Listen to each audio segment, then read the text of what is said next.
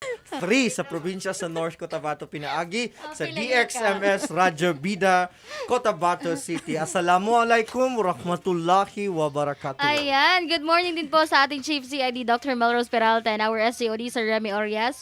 Happy ligay ka rin. Alright, sa atong mga nagatanaw usab, no, kita madunggan, mapaminawan sa atong Facebook Live, DXM Radyo Bida Kidapawan 747, at Daped Tayo Kidapawan, and also Happy FM, the Facebook page. And you can also check Na, ndbcnews.com ug pangitaa lang diha ang DepEd Learning Channel aron atong mabalik-balikan ang tanang mga episode sa Radyo Eskwela. True. Yes, karong buntaga, we shall be hearing the radio-based instructions in English grade 3 and grade 4, parehong week 2 sa quarter 2. Wow! Ayan. I'm sure very excited na ang ating mga grade 3 and grade 4 learners. Yes. Gahapon pa lang feeling na True, ko true, ilahan true. ng giandam ang ilahang mga Oh. module for today's Very lesson. exciting na sila. Yeah, very exciting. Alright, so Sige. samtang nagahulat pa, para saya-saya. Samtang ginahulat nato itong mga learners o sa ang atong mga nag-monitor, pinagi sa Facebook Live, ayan po, tawagan na mga teachers, mamalihog mi og inform sa inyong mga estudyante Yes. nga dunay pagpasundayag sa English right now. So, kindly text your learners, ano, kung naba mo yung mga Facebook diha sa group Correct. chat, inform them kung abang Gladys, kay ang pag-inform is very important. Grade 3 ha, grade 3 Grade 3 o grade 4. 4. Pero una na ito ipasundayag mga higala ang grade 3 English week 2 sa quarter 2. Yan. Okay, so una na ato sa ning i-shout out ato ang mga Bitaw. pipila ka mga viewers Sige, pagsagit dire. na diha. Okay, good morning Ma'am Rebecca Suico Oh, Palmones. Rebecca tayo baka. Ma'am Good Gloria morning. Tandingan Navales Wow. Calanao, Ma'am Reza Gonzaga Mga artistahon Papna. atong mga naminaw karon. Si Ma'am Jeneline Punan. Hi, Hi, Jen! Jen. Hi, Kumus- Mommy! Ma'am Jen, kumusta ang four corners of your room? Yes, hi Ma'am Laban. Janely Laban Punan. lang.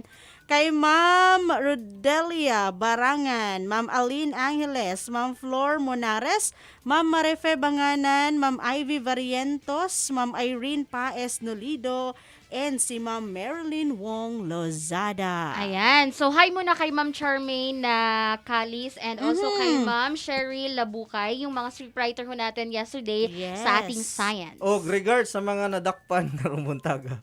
Meron Oh, ba? ganinang buntag sa iyo. Naidakop. Sige lang. Okay. Oo, Ma'am Neng Soropia, hi po. Good Hi, morning, Mami. Ma'am Good Neng. morning. Mamaya, Pilipino. Dungan pa rin yun, nahilom na. Mamaya, Sige, tawagon na nato siguro. Tawagon na. Sige, tawagon na nato ato ang mga grade 3 learners. Adto na mo sa lugar kung asa mo komportable, kauban ang inyong mga ginikanan. Kay ang pangutana, grade 3 learners, andam na ba mo? Andam na. Radyo Eskwela.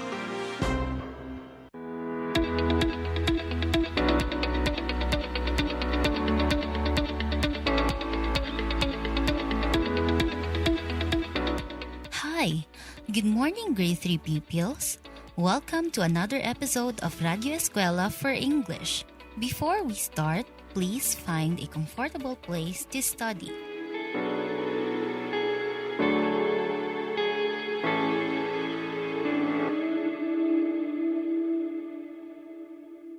Are you ready? Let's begin. Good morning, everyone. Good morning, Miss Melody. Are you ready for a brand new day? Yeah. Good morning. Good morning. How are you? How are you? It's so nice to have you here with me today. Good morning. Good morning. How are you? Just fine. Howdy, how do you do? Hello, good day. Now that we're together, learning so much fun, the more of us, the better. So come on, everyone. Good morning. Good morning. How are you? Just fine. Howdy, how do you do? Hello, good day.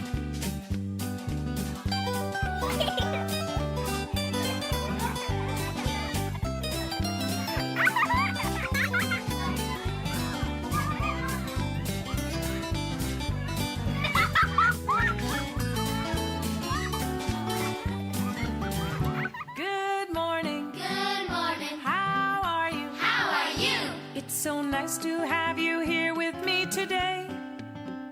Good morning. Good morning. How are you? Just fine. Howdy, how do you do? Hello, good day. Now that we're together, Learning so much fun. the more of us, the better.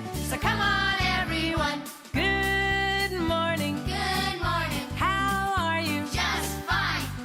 Howdy, how do you do? Hello, good day.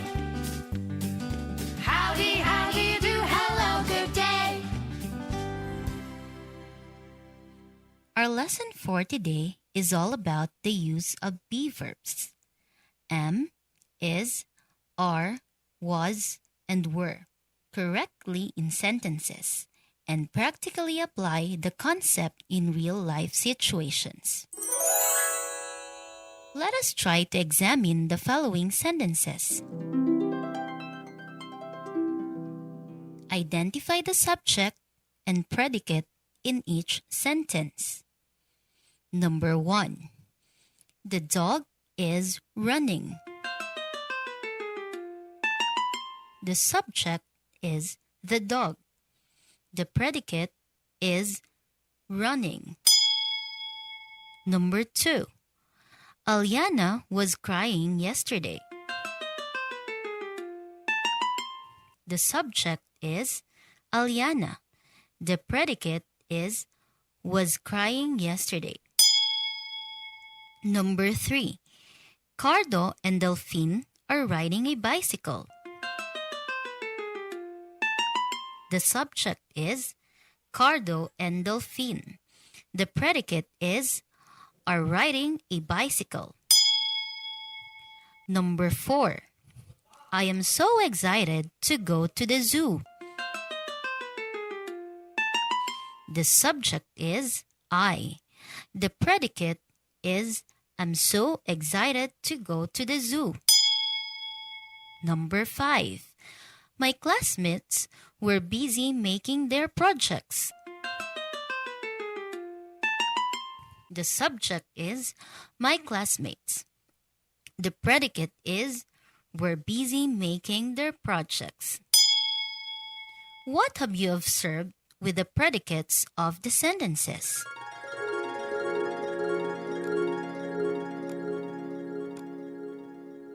The predicates start with the words is, was, are, am, and were.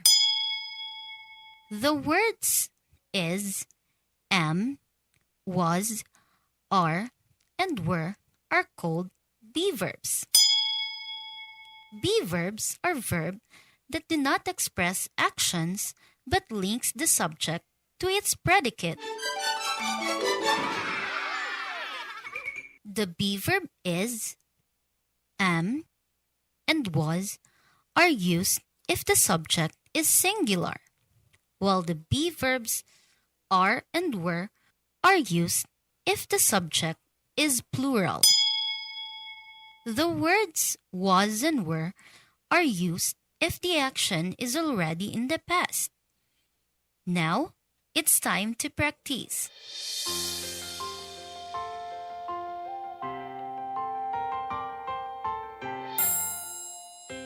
Hello, hello. Can you clap your hands? Hello, hello. Can you clap your hands?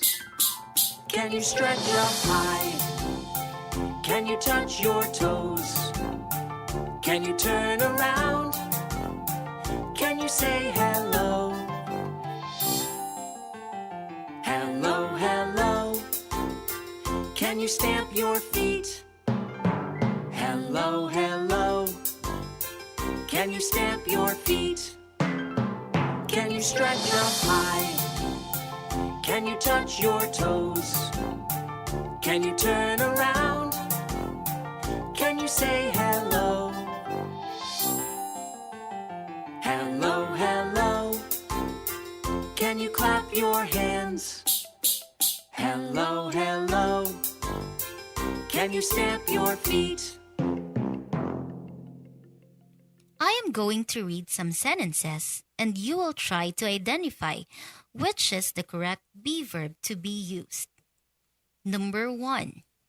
Billy blank are, were, is a brave boy.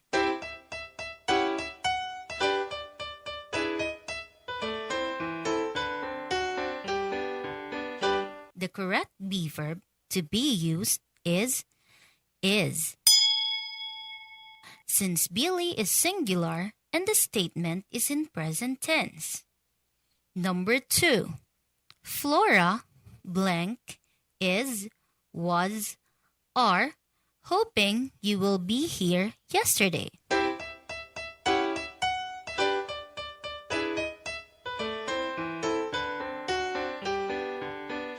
The correct be verb to be used is was. Since Flora is singular and the statement is in the past tense. We can point out that it happened in the past because of the word yesterday. Number 3. The children blank was, are, am playing sungka.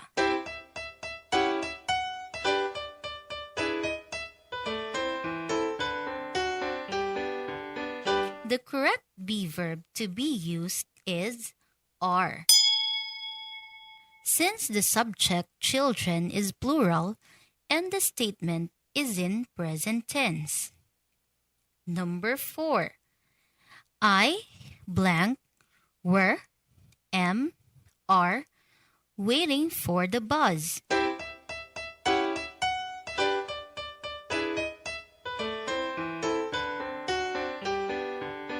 The correct be verb to be used is am. Since the subject I is a singular pronoun and the statement is in present tense. Number 5. The players blank am, is, were exhausted after the game last week.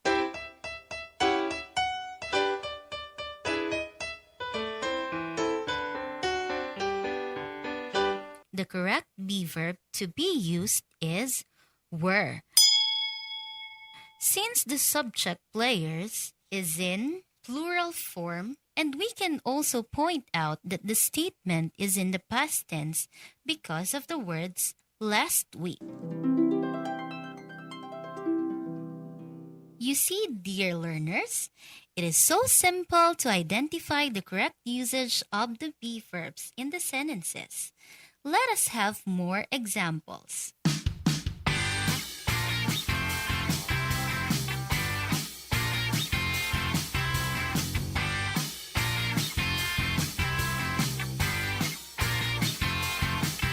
I will read some sentences.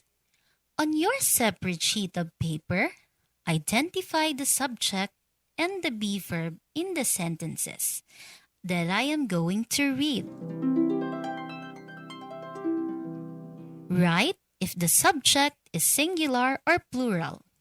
Are you ready? Listen carefully. Number 1. Anna was tired yesterday because of her project. Again, Anna was tired yesterday because of her project.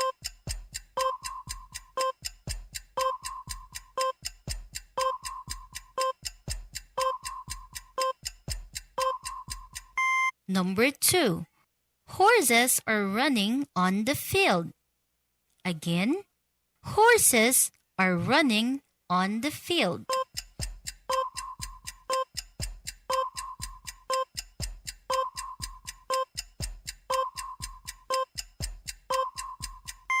Number 3. The teachers were busy yesterday. Again, the teachers were busy yesterday.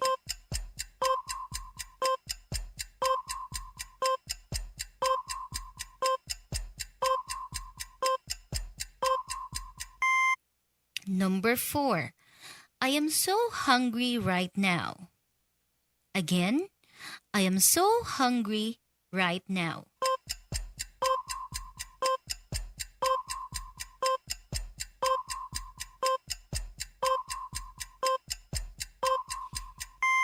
Kim is sick.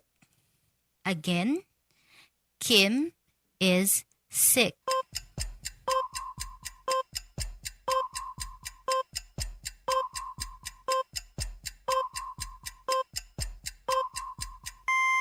Are you done, kids? You are doing an amazing job today.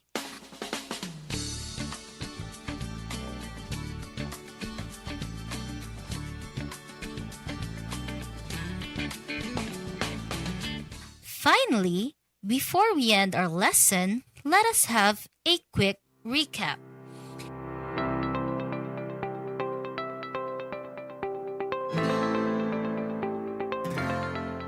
Be verbs are verbs that do not express actions but links the subject to its predicate. The be verb is, am, and was are used if the subject is singular, while the be verbs are and were are used if the subject is plural. The words was and were are used if the action is already in the past.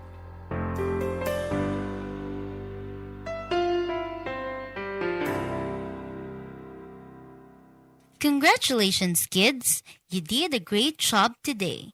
Thank you for listening attentively and participating in our activities.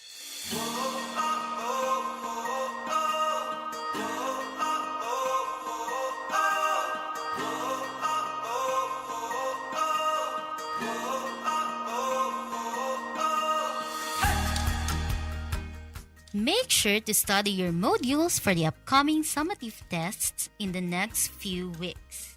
This has been your radio teacher for today, Teacher Susie Daniela of Manongol National High School, together with your radio-based instruction script writer, Teacher Olive V. Lamason of Hinatilan Elementary School.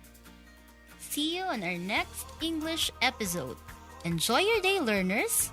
Keep safe and be healthy.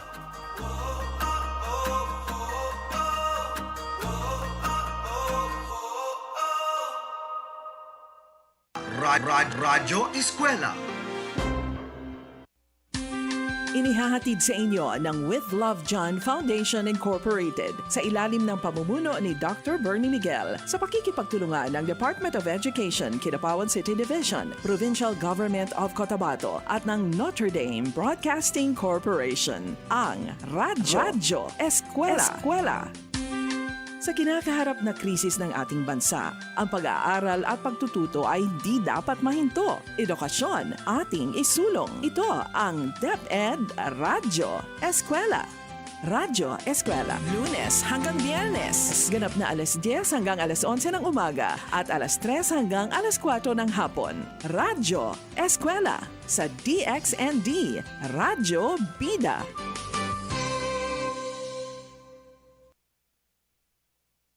Radyo Eskwela.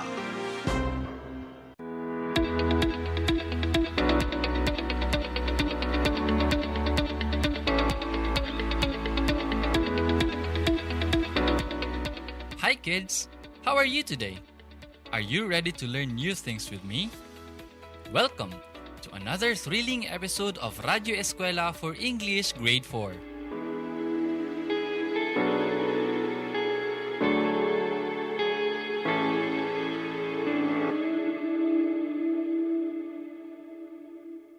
Our lesson for today is about the use of clear and coherent sentences, employing appropriate grammatical structures, kinds of nouns, mass nouns, count nouns, progressive nouns, and collective nouns.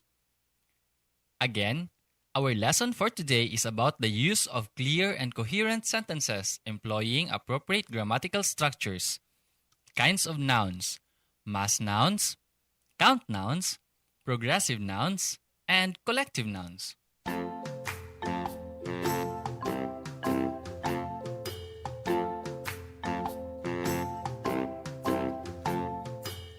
In your previous lesson, you have learned about nouns.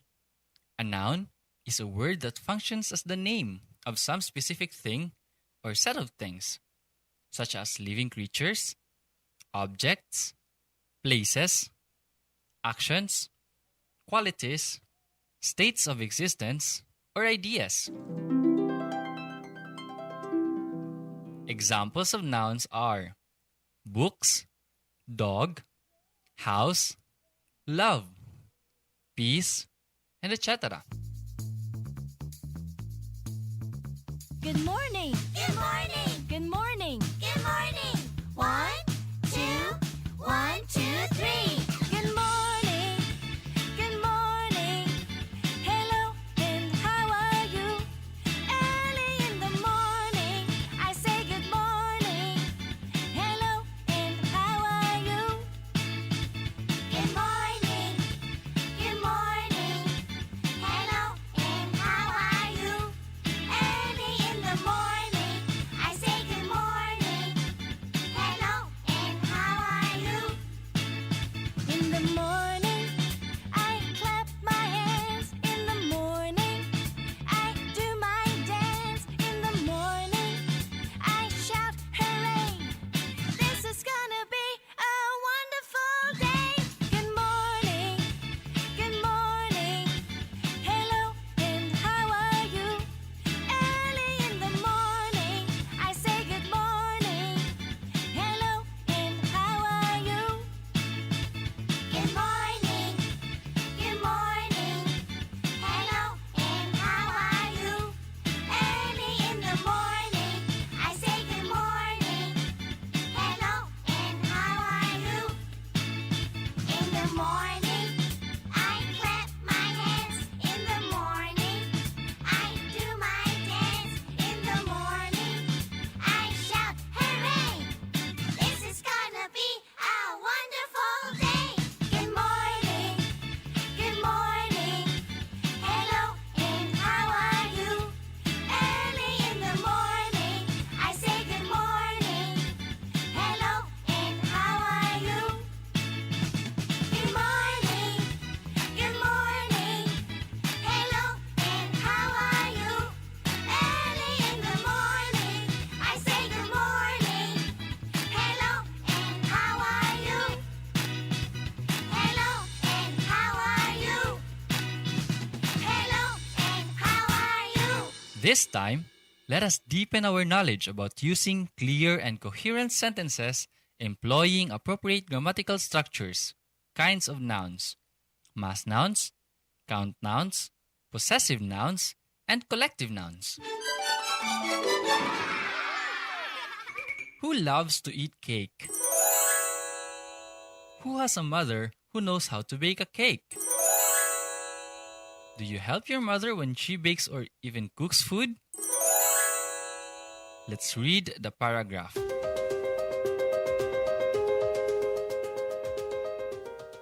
Gabby helped her mother bake their favorite cake. First, they prepared the baking tin, spoon, bowl, and other utensils. Then, they gathered all the ingredients for the cake, like the flour, sugar, butter, milk, chocolate, and some eggs. After everything was ready, they mixed all the ingredients in the bowl. Next, Mother poured the mixture in the baking tin. Then, she placed it inside an oven. After an hour, the cake was ready. Gabby added some icing and fruits on top of the cake. Everybody enjoyed Gabby's special chocolate cake. Fantastic! You were able to read the paragraph well.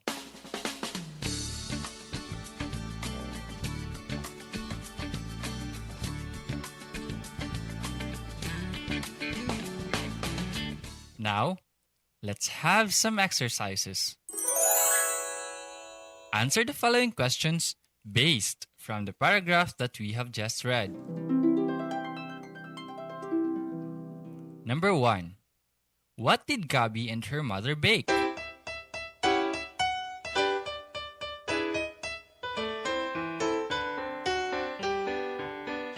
Gabby and her mother baked a cake.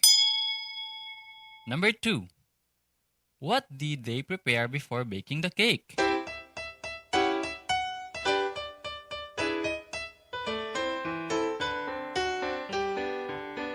They prepared the baking tin, the spoon, the bowl, and other utensils.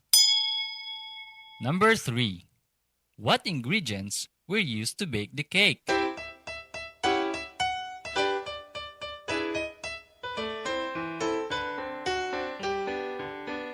The ingredients were flour, sugar, butter, milk, chocolate, and some eggs. Number 4. What did Gabby add on top of the cake?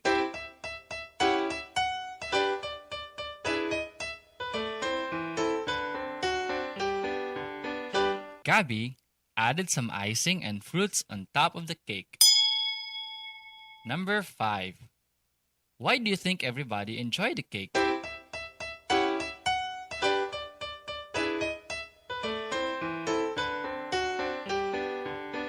Everybody enjoyed the cake because it is delicious.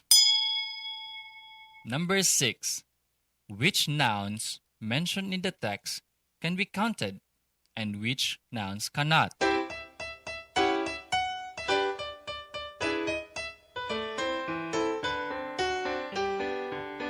The nouns that can be counted are the baking tin, the spoon, bowl, other utensils, eggs, and fruits. The nouns that cannot be counted are the flour, sugar, and milk.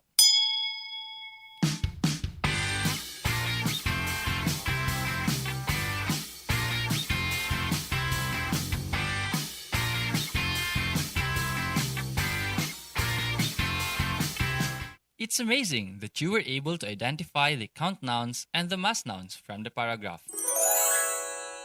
Remember, count nouns are nouns which can be counted as one or more. Examples of count nouns are books, chairs, bags, laptop, plates, and classrooms. Mass nouns are nouns that cannot be counted. Generally, they cannot be pluralized. Examples of mass nouns are hair, rice, water, soup, work, ideas, and knowledge. Furthermore, qualifiers or counters are expressions of quantity. We use qualifiers to tell us how much or how little the mass nouns are. Some qualifiers are much, many, lots of, a little of, a bit of, a piece of, a glass of, a kilo of, or a pound of. Now that you have already learned what is a count noun and a mass noun, let us have another activity in order to master this lesson.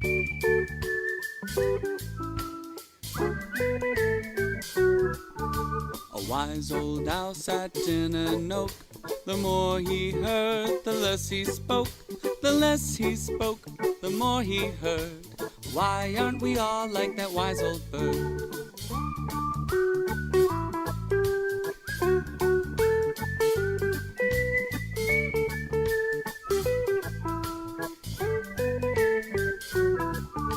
A wise old owl sat in an oak. The more he heard, the less he spoke. The less he spoke, the more he heard. Why aren't we all like that wise old bird?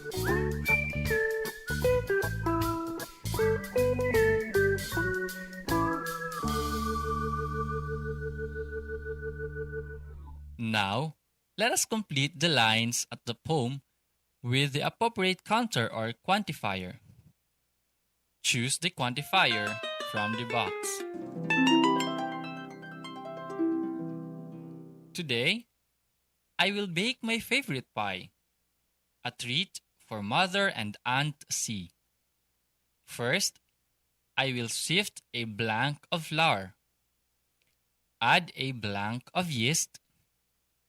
Mix and leave the dough for an hour. Later, I will put 2 blanks of sugar. A blank of milk. I'll be sure it's not vinegar. A couple of eggs would add some flavor. A blank of vanilla and honey would do me a favor of making my pie the best that they could savor.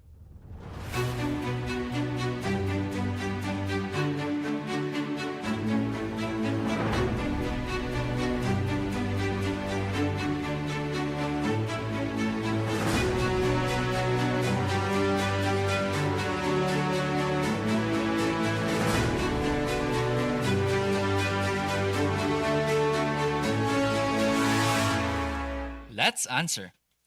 Let us read the poem with the correct quantifiers.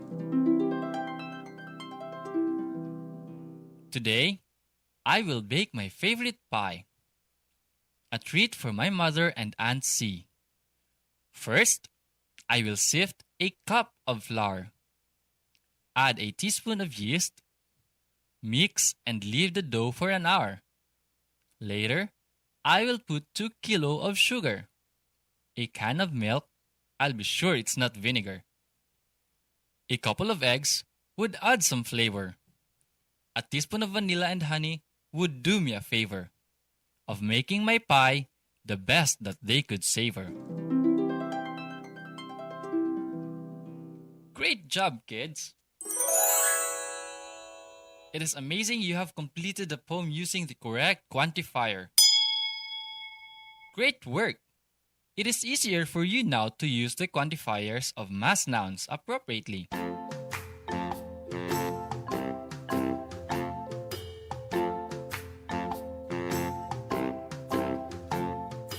This time, let's take up possessive nouns.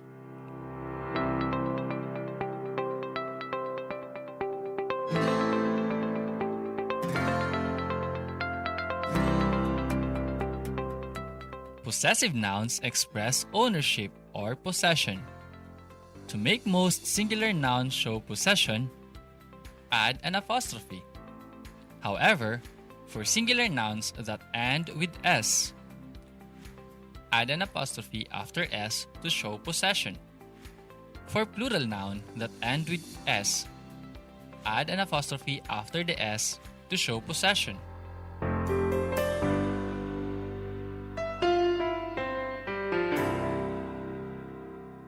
This time, let us read a short story that shows possessive nouns.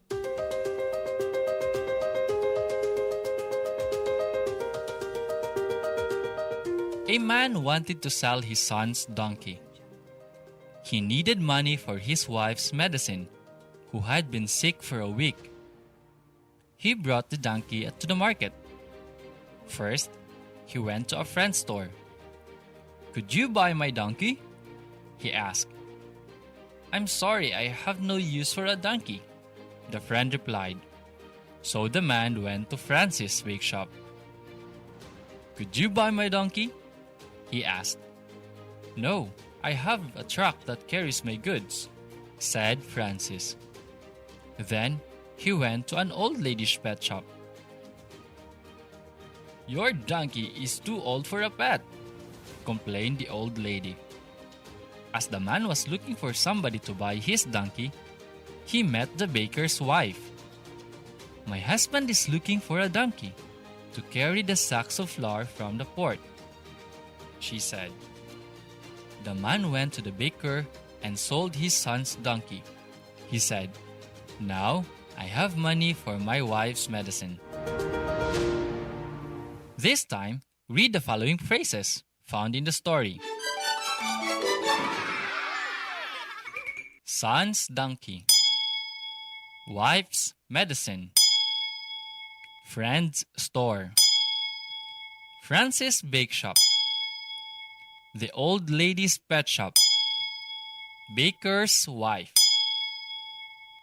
These phrases are examples of possessive nouns. Examine how the words form their possessive forms. This will be your guide in our next activity. Reach for the stars. Reach for the stars. Believe in your heart. Believe in your heart. You can go far. You can go far. Today's a new start. Today's a new start. I'll help you. I'll help you. You help me. You help me. Together let's work and play. And say, I'm gonna make this an awesome day. I'm gonna make this an awesome day. For your next activity, match the community helpers with their possessions. Write the correct form. The first is done for you. Camp and police officer. The correct answer is police officers camp. Now, do it your own.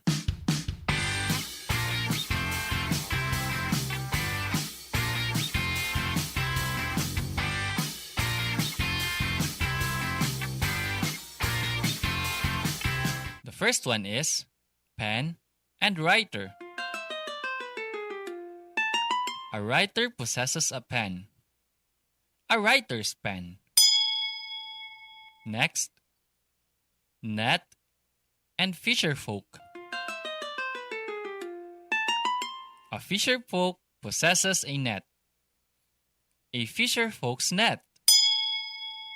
A hose and a firefighter. A firefighter possesses a hose. A firefighter's hose. Next, the clerk and keys. A clerk possesses keys. A clerk's keys. Priest and Bible. A priest possesses a Bible. A priest's Bible. Driver and license. A driver possesses a license. A driver's license. A teacher and a blackboard. A teacher possesses a blackboard. A teacher's blackboard. Vendor and baskets. A vendor possesses baskets. A vendor's baskets. Amazing! You have done well in giving the correct possessive nouns in each item.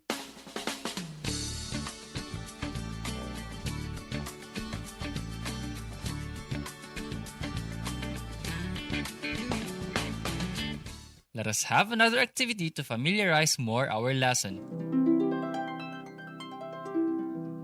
Read each sentence, change the underlined phrases to show ownership or possession. Number 1. The bike of Kobe was brought by his father. The underlined phrase is bike of Kobe.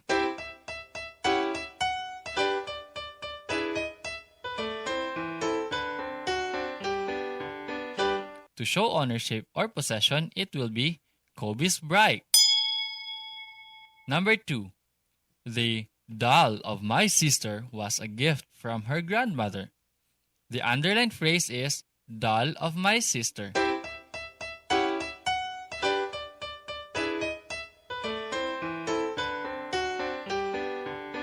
To show ownership or possession, it will be my sister's doll.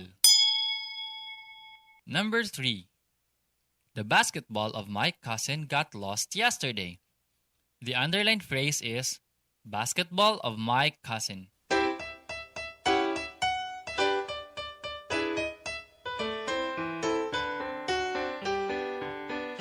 To show ownership or possession, it will be my cousin's basketball. Number 4. The toy house of the twins looks exciting. The underlined phrase is toy house of the twins.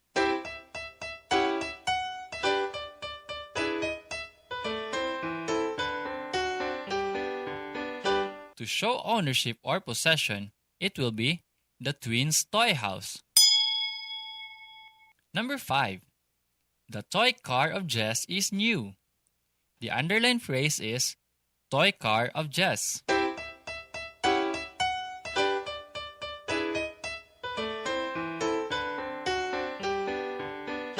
To show ownership or possession, it will be Jess's toy car. Great effort! You have shown your interest and enthusiasm in doing your work. You have improved in finishing the exercises.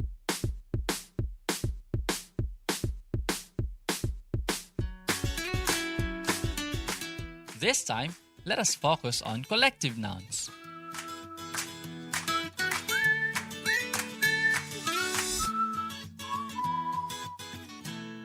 A collective noun refers to a group or a whole unit of persons, animals, places, or objects.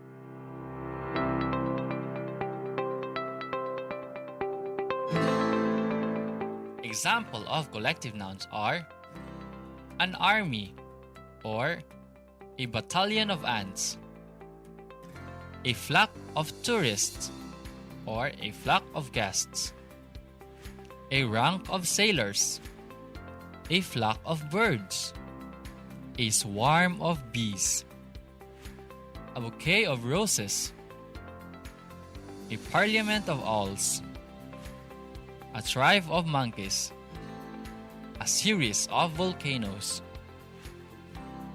a gang of hoodlums, a bed of oysters, a bunch of bananas, a squadron of flies, a bunch of grapes, a pride of lions, a cast or a troupe of actors, and a murder of crows.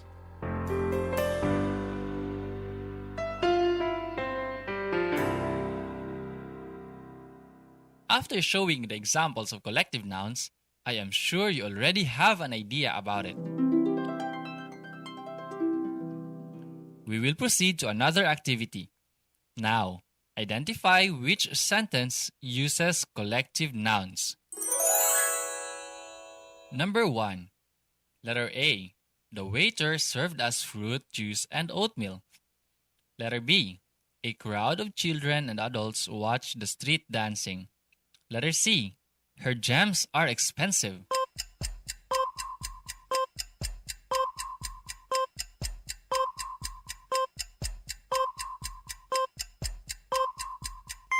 The sentence that uses collective noun is B. A crowd of children and adults watched the street dancing. Number 2. The students were amazed at the performance of the orchestra.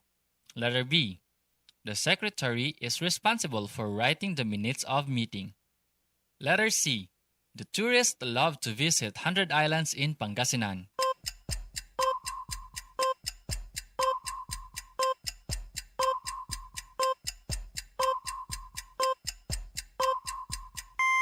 The sentence that uses collective noun is letter A.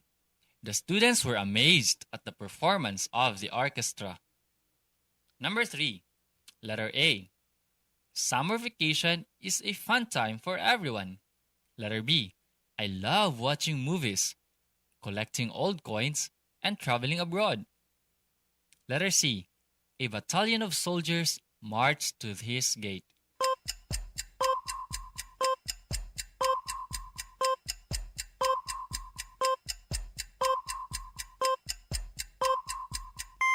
The sentence that uses collective noun is letter C.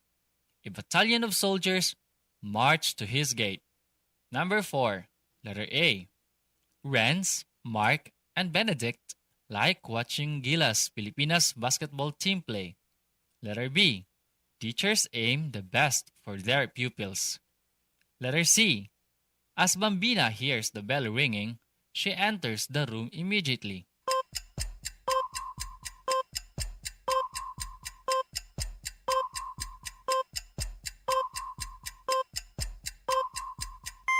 The sentence that uses collective noun is letter A.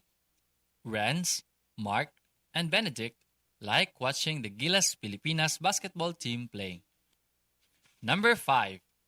Letter A. At last, I found my diamond ring.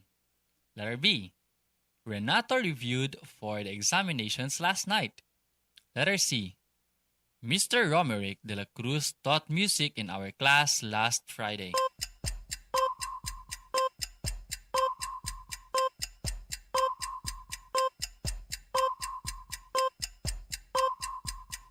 The sentence that uses collective noun is letter C. Mr. Romerick de la Cruz taught music in our class last Friday. You certainly did well. At this time, let us check your understanding. Let us have an assessment. Activity 1. The direction is clarify the nouns in the box.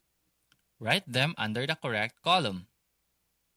These are the words: cities, sand, flower, pictures, lotion, sauce, church, soft drink, milk, glasses, floor, gasoline, chair, and pews.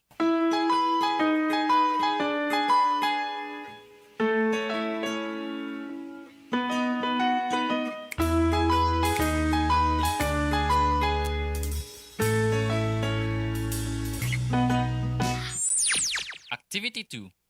The direction is write the possessive form of the following nouns. Number 1. Lady, purse.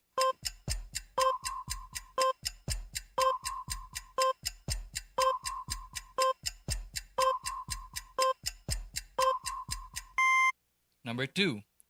Frog, legs.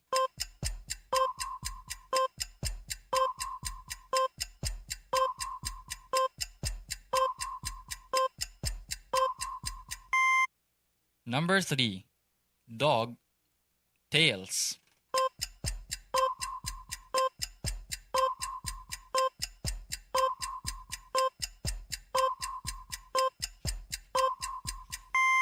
Number 4. Poet and work.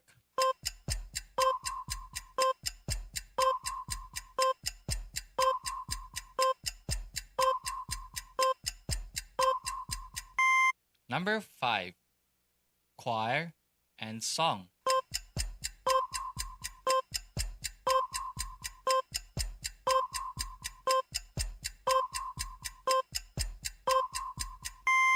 Lastly, activity 3. The direction is identify the collective noun. Underline your answer. Number 1. The volleyball team practices daily.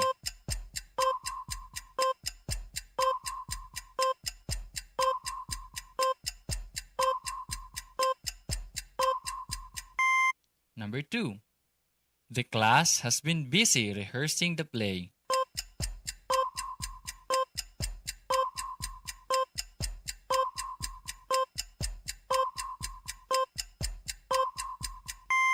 Number 3. His family visited many places abroad.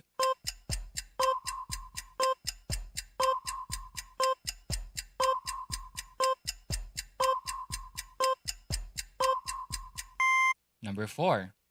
A majority voted for him.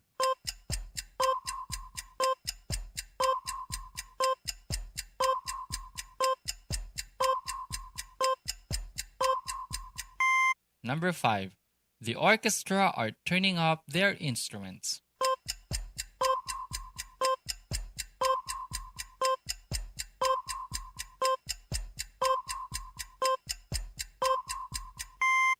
Good job, students! You did very well today. Remember, count nouns are nouns which can be counted as one or more. Mass nouns are nouns that cannot be counted. Generally, they cannot be pluralized. Quantifiers or counters are expressions of quantity. We use quantifiers to tell us how much or how little the mass nouns are. Possessive nouns express ownership or possession. To make most singular nouns show possession, add an apostrophe s. However, for singular nouns that ends with s, add an apostrophe after s to show possession. For plural noun that end in s, add an apostrophe after the s to show possession.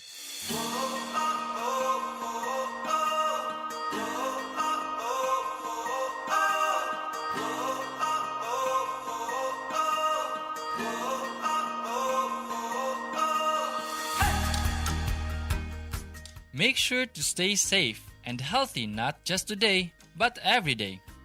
Be happy always. Be hopeful to the Lord that this pandemic will be soon over. This has been your radio teacher for today, Teacher Ferdinand A. Failano Jr., together with our scriptwriter, Ma'am Justin May G. Andoy from Habitat Elementary School. Until next time!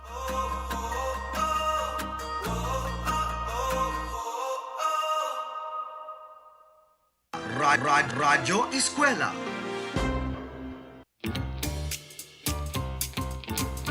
Ang oras po natin, 55 minutes after 10 o'clock. So 5 minuto na lamang po nalalabi sa ating programa. Ang Radyo Eskwela, hatid pa rin po sa atin ng With Love John Foundation Incorporated sa pakikipagtulungan po ng Department of Education, Kidapawan City Division. Atin po natunghayan ang radio-based instruction sa English Grade 3 and Grade 4, parehong Week 2 at Quarter 2. Yes, again, congratulations sa ato ang mga scriptwriters o sa ato ang radio teachers na pud usab kay Ma'am Susie Taniala and kay Sir Ferdinand Failano. And of course, ang ato ang English coordinator and RBI coordinator, Ma'am Shirley Dua, watching right now. Hi, Ma'am Shirley. Good morning po. And of course, sa ato mga learners, daghan kay salamat sa pagpadayon nga pagsuporta ingon man pag-monitor alang sa dugang na information para sa inyong mga module sa karong Quarter 2. Correct ka dyan. So, congratulations sa ato ang mga learners o kaning mga pagtulunan nila, dili lang nila nga karon lang na kundi magamit po na nila sa mga muabutay pa nga mga panahon.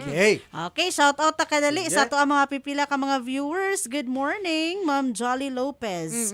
Watching from Marciano Mancera Elementary or Integrated School. Ma'am Sally Tomol Oriente, Ma'am Ria Jen, Sharot Langido, and kay Ma'am Maria Luisa Tuyor ug kay Ma'am Emily Oliveros, watching from Lake Agco Integrated School. Proud ko taga Kidapawan because of these people who share their talent for our children's learning. Siguro ang kapakanan ng ating mga bata. Correct. Sulong edukalidad sa Kidapawan. Kisa na siya? Si Ma'am Maria Luisa Tuyor. Hi, Ma'am Thank you, Maria. Ma'am. Thank you for the appreciation.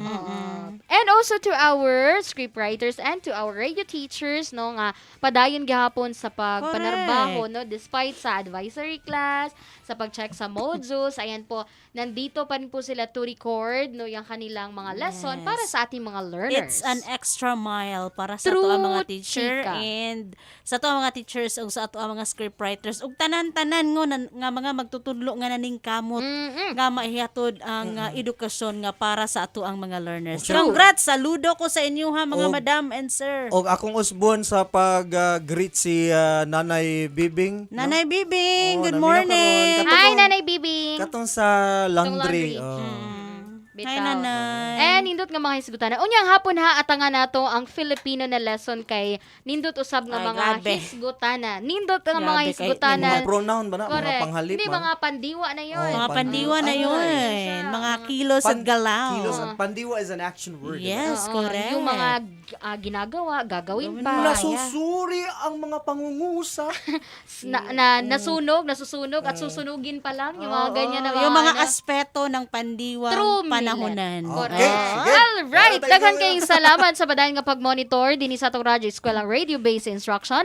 Hatod ka nato sa Department of Education, Kidapawan City Division, of course, headed by SDS Omar A. Obas and ASDS Ma'am Natividad-G. Ocon. Kauban sab nato tong RBI coordinator, Ma'am Shirley Dua, our LR supervisor, Ma'am Hazel Aparese. Daghan kaayong salamat. Unyang hapon magdungganay kita kini si Crizolian Sampani Binyes. Daghang salamat sa ato ang mga grade 3 and grade 4 learners, mga ginikanan stakeholders, sponsor with Love John Foundation Incorporated, headed by Dr. Bernie Miguel, o kay Sir Ian Leo Domingo. Daghang kayong salamat sa tuang CID Chief Dr. Milrose Peralta, SGOD Chief Sir Remigio Orias, og tanang mga suking tagapaminaw sa programang Radyo Eskwela. Daghan kayong salamat.